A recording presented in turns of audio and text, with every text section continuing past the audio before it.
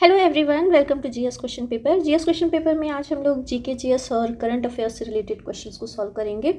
First question हम लोगों का करंट अफेयर्स से रिलेटेड है। इसके बाद उत्तर प्रदेश स्पेशल जीके भी इसमें और करंट अफेयर्स भी इसमें शामिल किया गया है। यहाँ पे आप लोग क्वेश्चंस देख ही रहे होंगे। फर्स्ट है हम लोगों का, हाल ही में चर्चा में रहा निराक्षी का संबंध निम्न में से किससे है। यहाँ पर 4 ऑप्शन दिए गए हैं। हम सिर्फ और सिर्फ आंसर बताएंगे, बाकी का ऑप्शन आप लोग पढ़ते रहिएगा। इसका राइट आंसर जो होगा, निराक्षी जो है वो भारत का पहला अंडर वाटर बारूदी सुरंगों को पता लगाने वाला ये वाहन है, निराक्षी। फर्स्ट ऑप्शन यहाँ पर हम लोगों का राइट आंसर है।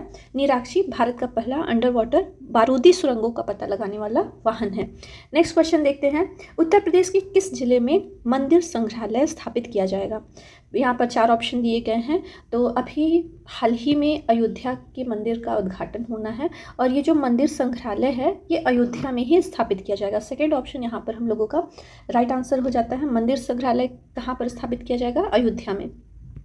जल पर्यटन और साहसिक खेल नीति जो 2023 है, इसको किसने मंजूरी दी है, किस राज्य सरकार ने। उत्तर प्रदेश, मध्य प्रदेश, राजस्थान या फिर हरियाणा। तो इसमें से राइट आंसर अपना उत्तर प्रदेश है। ये आपका 1 अगस्त को हुआ था, 1 अगस्त का ये न्यूज़ है। जल पर्यटन और साहसिक खेल नीति बनाया जाएगा जो कि 10 वर्ष के लिए मान्य होगा। यहाँ पर यूपी हम लोगों का राइट आंसर है। एक क्वेश्चन है, निम्न में से कौन सा ओजोन परत के क्षरण का प्राथमिक कारण है। ये आपका जीके का क्वेश्चन आ गया। इसमें से राइट आंसर आप लोगों को पता ही होगा, क्या होगा, क्लोरोफ्लोरोकार्बन। कौन सा ओजोन परत के क्षरण का प्राथमिक कारण है, ये कई बार क्वेश्चन पूछा गया है, रिपीटेड है, और इसका आंसर क्लोरोफ्लोरोकार्बन है।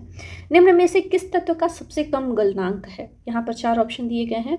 यहाँ पर एक ऑप्शन सबसे ज़्यादा गलनांक वाला तत्व है और एक है जिसका गलनांक सबसे कम है। इसका राइट आंसर होगा पारा। पारा का जो गलनांक है वो सबसे कम है, यही हम लोगों का आंसर है। और यहाँ पे जो फर्स्ट ऑप्शन दिया है टंगस्टन, इसका गलनांक सबसे अधिक होता है। राइट आंसर क्या है हम लोगों का, पारा। नेक्स्ट क्वेश्चन है करंट अफेयर्स से रिलेटेड। वर्ष 2023 की फॉर्च्यून ग्लोबल 500 की सूची में शीर्ष स्थान किसे मिला है। आपको बता दें कि भारत की 8 कंपनियां हैं जो कि इस ग्लोबल फॉर्च्यून 500 की सूची में उनको स्थान मिला हुआ है। यहाँ पर रिलायंस इंडस्ट्रीज़ है जो कि फर्स्ट नंबर पे है भारतीय कंपनी में। यहाँ पर पूरे वर्ल्ड से बताना है आपको। तो पहली जो है ग्लोबल फॉर्च्यून 500 की सूची में जिसको शीर्ष स्थान मिला है वो आपका वॉलमार्ट है। सेकंड नंबर पर सऊदी अरामको है और थर्ड नंबर पर ये आपका स्टेट ग्रिड, इसको हिंदी में राज्य ग्रिड बोलते हैं, स्टेट ग्रिड, इसका राइट आंसर है। थर्ड ऑप्शन मतलब फर्स्ट ऑप्शन यहाँ पर राइट आंसर है, वॉलमार्ट पहले स्थान पर है। इसके बाद सऊदी अरामको, राज्य ग्रिड, और इसके बाद है भारतीय कंपनियों में रिलायंस इंडस्ट्रीज़ का। नेक्स्ट क्वेश्चन देखते हैं, 17 सितंबर 2023 को केंद्र सरकार द्वारा लॉन्च की गई प्रधानमंत्री विश्वकर्मा योजना का संबंध किससे है। किसान ऋण माफी से है, कारीगर शिल्पकार से है, जनजाति उत्थान से है या महिला सशक्तिकरण। तो ये जो प्रधानमंत्री विश्वकर्मा योजना है, नाम से ही आप लोगों को पता होगा, ये कारीगर और शिल्पकारों के लिए है। सेकेंड ऑप्शन यहाँ पर हम लोगों का जो है वो राइट आंसर है। इसमें है 4 साल के लिए लगभग 3 लाख तक का लोन भी प्राप्त कर सकते हैं। इसके बाद हर मंथ शायद 500 रुपये देने के लिए जो छोटे कारीगर हैं, जैसे लोहार हो गए, चमड़े के काम करने वाले हो गए, बाल काटने वाले नाई, इस तरीके से इन लोगों को विश्वकर्मा योजना के तहत लाभ मिलेगा। नेक्स्ट क्वेश्चन देखते हैं। क्वेश्चन है, किस पर्यावरणीय मुद्दे के समाधान के लिए मॉन्ट्रियल प्रोटोकॉल पर हस्ताक्षर किए गए थे। यहाँ पर 4 ऑप्शन दिए गए हैं। मॉन्ट्रियल प्रोटोकॉल बहुत ही इंपॉर्टेंट है, इससे रिलेटेड कई टाइप के क्वेश्चन पूछे जाते हैं, जैसे मॉन्ट्रियल प्रोटोकॉल किससे संबंधित है और यहाँ पे कब इसका आयोजन हुआ था, ये सारे क्वेश्चंस हैं। तो आपको बता दें, ये जो मॉन्ट्रियल प्रोटोकॉल है ओजोन के क्षरण से संबंधित है, लेकिन यहाँ पर 2 ऑप्शन में ओजोन से रिलेटेड क्वेश्चन है, क्षोभ मंडल ओजोन प्रदूषण से या समताप मंडल में ओजोन के ह्रास से। तो इसका जो राइट आंसर होगा फोर्थ ऑप्शन हो जाएगा, समताप मंडल में ओजोन का जो ह्रास हो रहा है और वैश्विक तापमान में जो वृद्धि हो रही है इससे रिलेटेड है। तो यहाँ फोर्थ ऑप्शन हम लोगों का राइट आंसर है। इसका डिटेल देख लेते हैं क्योंकि इसमें थीम क्या है, 2023 का थीम से रिलेटेड अगर जो क्वेश्चन आया तो मॉन्ट्रियल प्रोटोकॉल जो 2023 का है उसमें इसका थीम है ओजोन परत को ठीक करना और जलवायु परिवर्तन को कम करना, यानी कि इसको इंग्लिश में बोला जाए तो fixing the ozone layer and reducing climate change. Ozone परत को नुकसान पहुंचाने वाले पदार्थ हैं उनके उत्पादन और खपत में चरणबद्ध तरीके से समाप्त करने के लिए यह एक अंतर्राष्ट्रीय पर्यावरण संधि है जो कि लागू कब हुई थी, अगर जो पूछा जाए तो ये 1987 में लागू हुई थी। आपको बता दें कि अगर जो आप अभी तक मेरा वीडियो देख रहे हो तो प्लीज़ वीडियो को लाइक करिए, शेयर करिए और सब्सक्राइब करिए। लाइक करने में 1 से 2 सेकंड का टाइम लगेगा। वीडियो को पॉज करके प्लीज़ वीडियो को लाइक करिए, आगे बढ़िए। चलिए, और अपने सुझाव भी मुझे कमेंट्स बॉक्स में दे सकते हैं कि मुझे अपने क्वेश्चन में किस टाइप के क्वेश्चंस को शामिल करना चाहिए, और फिर किस या किसी खास टॉपिक पे है तो वो टॉपिक भी आप बता सकते हैं। निम्नलिखित में से किस देश को 15वें ब्रिक्स शिखर सम्मेलन 2023 में ब्रिक्स संगठन में शामिल नहीं किया गया है? ये मोस्ट इम्पॉर्टेंट, आप इसे ट्रिपल स्टार रेटिंग का क्वेश्चन बता सकते हैं, क्योंकि ये ब्रिक्स शिखर सम्मेलन, इसमें 6 नए देशों को शामिल किया गया है। यहाँ पर आपको बताना है कौन सा नहीं है। तो अर्जेंटीना, इथियोपिया, मिस्र, इन तीनों को शामिल किया गया है। इराक नहीं है, ईरान है, ईरान को शामिल किया गया है। ईरान, इराक नाम थोड़े सिमिलर टाइप के हैं, तो आप जो क है वो नहीं है, इराक नहीं है, ईरान है। यहाँ पर इसका डिटेल देखते हैं क्योंकि इससे रिलेटेड क्वेश्चंस बन सकते हैं। जो 15वां ब्रिक्स शिखर सम्मेलन कहाँ पर हुआ था, तो ये दक्षिण अफ्रीका में संपन्न हुआ था।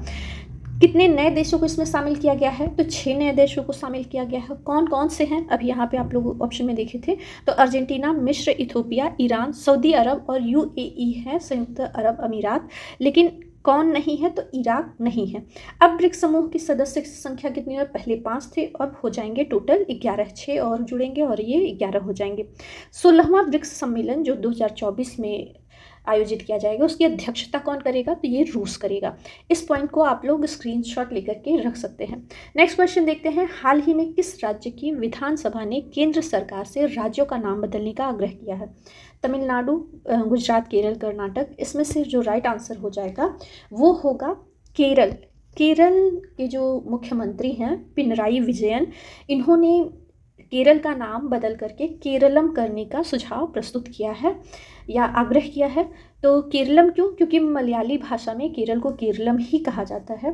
भाषाई आधार पर ये राज्य का गठन किया गया था केरल का। कब किया गया था, अगर जो पूछा जाए तो ये 1 नवंबर को किया गया था। 1 नवंबर 1956 को केरल का गठन किया गया था मलयाली भाषा के आधार पर।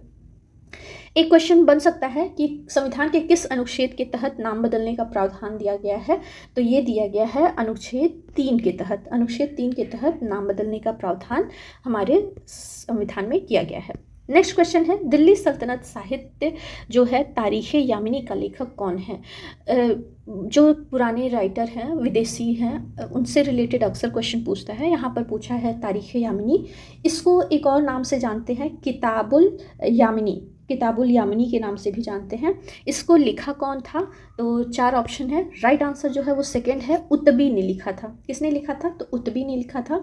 इसमें बता दें तो सुबुक्तगीन से लेकर के महमूद गजनवी, यानी कि लगभग 1020 ईस्वी तक का इतिहास हमको देखने को मिलता है।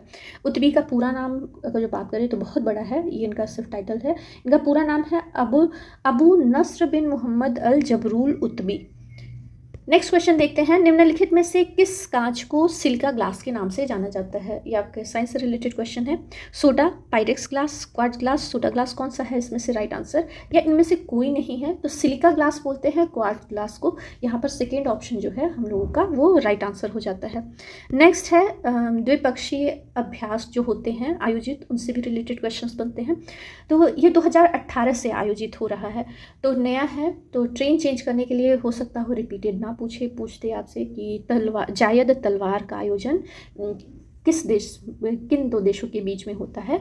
4 ऑप्शन दिए गए हैं। राइट आंसर इसका फर्स्ट ऑप्शन होगा इसमें UAE के साथ भारतीय नौसेना ने जायद तलवार का आयोजन किया है और ये 2018 से आयोजित हो रहा है।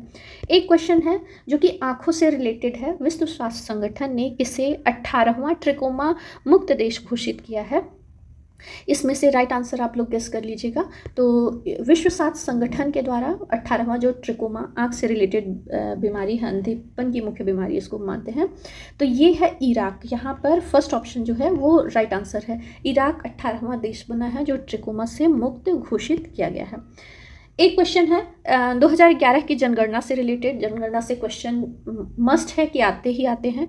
पूछा जा सकता है कि जनगणना 2011 के अनुसार अनुसूचित जाति की जनसंख्या किस राज्य में शून्य है? असम है, सिक्किम है, नागालैंड है, त्रिपुरा है। तो यहाँ अनुसूचित जाति की बात हो रही है। एक अनुसूचित जनजाति होता है, यहाँ पे जाति की बात हो रही है। तो असम, नागालैंड, सिक्किम, त्रिपुरा, इसमें से राइट आंसर क्या हो जाएगा? तो इसका जो राइट आंसर होगा वो होगा नागालैंड। थर्ड ऑप्शन यहाँ पर राइट आंसर है। नागालैंड के अलावा अगर जो बात करें तो अंडमान निकोबार जो द्वीप समूह हैं, लक्षद्वीप और अरुणाचल प्रदेश, ये 4 हैं, मतलब 2 द्वीपीय राज्य हैं, अंडमान निकोबार द्वीप समूह, लक्षद्वीप और एक अरुणाचल प्रदेश। यहाँ पर अनुसूचित जाति की जनसंख्या है वो शून्य है। पूछ सकता है कहाँ पे अधिकतम है, तो आपको बता दें पंजाब में लगभग 32% अनुसूचित जाति पाई जा रही है। तो यहाँ पे पंजाब राज्य सर्वाधिक अनुसूचित जाति वाला राज्य है। नेक्स्ट देखते हैं, निम्न में से कौन सी प्रक्रिया शुगर को अल्कोहल में बदलने की प्रक्रिया कहलाती है? राइट आंसर ऑक्सीकरण, पाश्चराइजेशन, किण्वन या फिर ब्लीचिंग है। तो जब शुगर को यानी कि चीनी को अल्कोहल में बदलने की प्रक्रिया है वो आपकी किण्वन कहलाती है। थर्ड ऑप्शन यहाँ पर हम लोगों का जो है वो राइट आंसर हो जाता है। इसको इंग्लिश में बोलते हैं फर्मेंटेशन या किण्वन। शुगर से अल्कोहल में बदलने की प्रक्रिया कहलाती है। नेक्स्ट क्वेश्चन देखते हैं। ये करंट अफेयर से रिलेटेड है और मोस्ट इम्पॉर्टेंट हो जाता है क्योंकि आजकल 2 देशों के बीच बहुत सारे कॉन्फ्लिक्ट देखने को मिल रहे हैं। यहाँ पर है अरास डोर्रा गैस फील्ड, इसको लेकर के किन 2 देशों के मध्य विवाद हुआ है? बहुत टाइम से है ये विवाद और बढ़ता हुआ दिख रहा है। सऊदी अरब और कुवैत के बीच में है। कुवैत, सऊदी अरब, कुवैत विमान। यहाँ पर सेकेंड ऑप्शन जो है वो हम लोगों का राइट आंसर हो जाएगा। यहाँ पे सऊदी अरब भी इस जो गैस फील्ड है इस पे अपना अधिकार जताता है और कुवैत और ईरान भी। नेक्स्ट क्वेश्चन हम लोग देखते हैं, कारगिल एक यात्री की जुबानी पुस्तक के लेखक कौन है? यहाँ पर आप लोग को दिख रहा होगा, कारगिल एक यात्री की जुबानी पुस्तक के जो लेखक हैं वो हैं यहाँ पर थर्ड ऑप्शन ऋषिराज जी। ऋषिराज जी इस पुस्तक के लेखक हैं।